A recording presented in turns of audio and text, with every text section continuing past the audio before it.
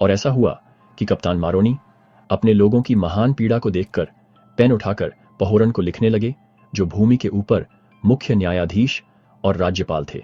देखो, तुम स्वयं जानते हो कि तुम्हें पुरुषों को इकट्ठा करने और उन्हें तलवारों और युद्ध के हथियारों से लैस करने के लिए नियुक्त किया गया है और उन्हें युद्ध में भेजने के लिए। और फिर भी हम तुम्हारे सैनिक बहुत कष्ट सह चुके हैं। हाँ, हमने भूख, प्यास और थकान का सामना किया है और अपने देश की सेवा में बहुत कष्ट सहा है, और फिर भी हम असमर्थित रह गए हैं। अपनी भूमि की रक्षा के लिए संघर्ष कर रहे हैं। तुम, इस भूमि के नेताओं, कैसे अपने आरामदायक स्थानों में बैठ सकते हो जबकि तुम्हारे लोग युद्ध में पीड़ित हैं? तुम हमें हमारी आवश्यकता के समय में कैसे उपेक्षित कर सकते हो? क्या तुम मानते हो कि प्रभु हमें बचाएंगे जबकि हम निष्क्रिय बैठे हैं? मैं तुमसे कहता हूं, नहीं, अब कार्य करने का समय है।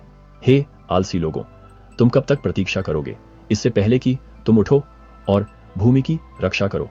समय निकट है कि इस लोगों पर उनके निष्क्रियता के लिए न्याय आएगा। तुम जानते हो कि अतीत में हमारे ऊपर विनाश आया है और फिर भी तुम हमारी सहायता में देरी कर रहे हो। यदि तुम इस आलस्य में बने रहते हो तो तुम भूमि पर विनाश लाओगे। और अब मैं तुमसे विनती करता हूं, हमारे पास पुरुषों और प्रावधानों को भेजो ताकि हम अपने परिवारों, अपने शहरों और अपनी भूमि की रक्षा कर सकें, क्योंकि यदि तुम हमारी सहायता के लिए नहीं आते तो हमें अकेले ही लड़ना पड़ेगा।